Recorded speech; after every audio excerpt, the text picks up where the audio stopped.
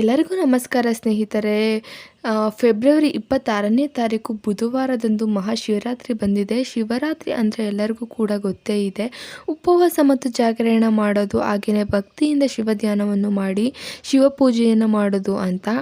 ಆವತ್ತಿನ ದಿವಸ ಬೆಳಗ್ಗೆ ಬೇಗನೆ ಎದ್ದು ಸ್ನಾನವನ್ನು ಮಾಡಿ ಮಡಿಬಟ್ಟೆಯನ್ನು ಧರಿಸಿ ನೀವು ಉಪವಾಸ ಮಾಡುವುದಾದರೆ ಒಂದು ಸಂಕಲ್ಪವನ್ನು ಮಾಡಿಕೊಂಡು ನೀವು ಆ ದಿನ ಶಿವರಾತ್ರಿ ಉಪವಾಸವನ್ನು ಕೈಗೊಳ್ಳಿ. ಇನ್ನೊಂದು ಏನಂದರೆ, ಉಪವಾಸವನ್ನು ಕಟ್ಟುನಿಟ್ಟಾಗಿ ಮಾಡಬೇಕು. ಯಾವುದೇ ಕಾರಣಕ್ಕೂ ಕೂಡ ಅರ್ಧ ದಿನ ಮಾಡಿ ಅರ್ಧ ದಿನ ಬಿಡೋ ಆಗಿಲ್ಲ.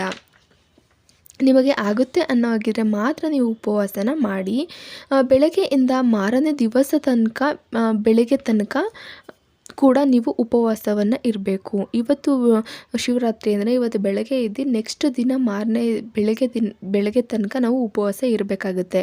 ಬೆಳಗ್ಗೆ ಎಲ್ಲ ಶಿವ ಧ್ಯಾನವನ್ನು ಮಾಡುತ್ತಾ ಶಿವ ಪೂಜೆಯನ್ನು ಮಾಡಿ, ಇನ್ನು ನಿಮಗೇನಾದರೂ ಆಗ್ತಾ ಇಲ್ಲ ಅಂತ ಅನ್ನೋದಾದರೆ ಸ್ವಲ್ಪ ಹಾಲು ಮತ್ತು ಹಣ್ಣನ್ನು ಸೇವನೆಯನ್ನು ಮಾಡಿ. ಯಾಕೆ ಅಂದರೆ ಶಿವ ಧ್ಯಾನವನ್ನು ಶಿವ ಜಪವನ್ನು ಮಾಡ್ತಾ ಇರಬೇಕು. ಅದಕ್ಕಾದರೂ ಶಕ್ತಿ ಬೇಕು ಅಂದರೆ ಸ್ವಲ್ಪ ನೀರು, ಸ್ವಲ್ಪ ಹಾಲು, ಸ್ವಲ್ಪ ಹಣ್ಣುವನ್ನು ಸೇವನೆ ಮಾಡ್ತಾ ಇರಿ. ಇನ್ನು ಈ ರೀತಿಯಾಗಿ ಬೆಳಗ್ಗೆಯಿಂದ ಸಂಜೆವರೆಗೂ ಉಪವಾಸವಿದ್ದು ರಾತ್ರಿ ಸಮಯದಲ್ಲಿ ಶಿವನ ಪೂಜೆಯನ್ನು ಮಾಡಬೇಕು. ಅಂದರೆ ಜಾಗರಣೆಯನ್ನು ಮಾಡಬೇಕು. ಜಾಗರಣೆ ಮಾಡುವ ಸಮಯದಲ್ಲಿ 4 ಬಾರಿ ಶಿವನ ಪೂಜೆಯನ್ನು ಮಾಡಬೇಕು. ರಾತ್ರಿಯೆಲ್ಲ ಶಿವ ಧ್ಯಾನವನ್ನು ಮಾಡುತ್ತಾ ಶಿವನಾಮವನ್ನು ಜಪಿಸುತ್ತಾ ರಾತ್ರಿ ಪೂರ್ತಿ ಜಾಗರಣೆಯನ್ನು ಮಾಡಿ ಮಾರನೇ ದಿವಸ ಬೆಳಿಗ್ಗೆ ನೀವು ಎದ್ದು ಶಿವನ ಪೂಜೆಯನ್ನು ಸಲ್ಲಿಸಿ ನೈವೇದ್ಯವನ್ನು ನೀವು ಇಟ್ಟು ನೀವು ಉಪವಾಸವನ್ನು ಮುರಿಯಬಹುದು. ಉಪವಾಸವನ್ನು ಬಿಟ್ಟು ನೀವು ಊಟವನ್ನು ಮಾಡಬಹುದು. ಈ ರೀತಿಯಾಗಿ ಶಿವರಾತ್ರಿಯ ದಿನ ಉಪವಾಸ ಮತ್ತು ಜಾಗರಣೆಯನ್ನು ಮಾಡಬೇಕು. ಇನ್ನು ಕೆಲವೊಬ್ಬರು ಶಿವರಾತ್ರಿಯ ದಿನದಿಂದ ಉಪವಾಸ ಜಾಗರಣೆ ಎಲ್ಲ ಮಾಡುತ್ತಾರೆ. ಸುಮ್ಮನೆ ಶಿವನ ಪೂಜೆಯನ್ನು ಮಾಡ್ತಾರೆ.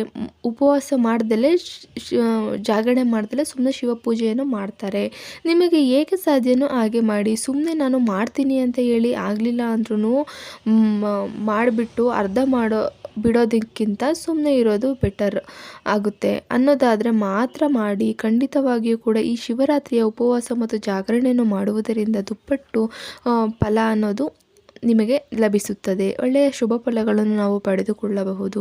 ಇನ್ನು ಯಾರಿಗೆಲ್ಲ ಶಿವರಾತ್ರಿಯ ದಿನದಂದು ಉಪವಾಸ ಮತ್ತು ಜಾಗರಣೆ ಮಾಡೋಕ್ಕಾಗಲ್ಲ ಅಂತ ಅನ್ನುವವರು, ನೀವು ಶಿವರಾತ್ರಿಯ ದಿನ ಶಿವನಿಗೆ ಪೂಜೆಯನ್ನು ಸಲ್ಲಿಸಿ ರಾತ್ರಿ ಮಲಗುವ ಸಮಯದಲ್ಲಿ ನೀವು ದಿಂಬಿನ ಕೆಳಗೆ 2 ತುಳಸಿಯ ದಳವನ್ನು ಇಟ್ಟುಕೊಂಡು ಮಲಗಿ. ಈ ರೀತಿಯಾಗಿ ಉಪವಾಸ ಮತ್ತು ಜಾಗರಣೆಯನ್ನು ಮಾಡಲ್ಲ ಅನ್ನುವವರು ಈ ರೀತಿಯಾಗಿ ಮಾಡಬೇಕು ಅಂತ ಹಿಂದಿನ ಕಾಲದಲ್ಲಿ ಹೇಳ್ತಾ ಇದ್ರು. ಹಾಗಾಗಿ ನಿಮಗೆ ಹೇಳ್ತಾ ಇದ್ದೀನಿ, ತುಳಸಿ ಎಲೆಗಳನ್ನು ನೀವು ದಿಂಬಿನ ಕೆಳಗೆ ಇಟ್ಟುಕೊಂಡು ಶಿವರಾತ್ರಿ ದಿನ ಮಲಗಿ. ಇನ್ನು ಶಿವರಾತ್ರಿಯ ದಿನ ಕೆಲವೊಂದು ತಪ್ಪುಗಳನ್ನು ಕೂಡ ಮಾಡಬಾರದು. ಏನಂದರೆ, ಶಿವರಾತ್ರಿಯ ದಿನದಂದು ಸೂರ್ಯ ಉದಯದ ನಂತರ ಯಾವಾಗ ಬೇಕು ಆವಾಗ ಎದ್ದೊಳಬಾರದು. ಸೂರ್ಯ ಉದಯ ಆಗೋದಕ್ಕಿಂತ ಮುಂಚಿತವಾಗಿಯೂ ಎದ್ದು ಶಿವನ ಪೂಜೆಯನ್ನು ಮಾಡಬೇಕು. ಇನ್ನು ಶಿವರಾತ್ರಿಯ ದಿನದಂದು ಹೇರ್ ಕಟ್ ಮಾಡಿಸಬಾರ್ದು, ಹಾಗೆಯೇ ಉಗುರುಗಳನ್ನು ಕಟ್ ಮಾಡಬಾರ್ದು.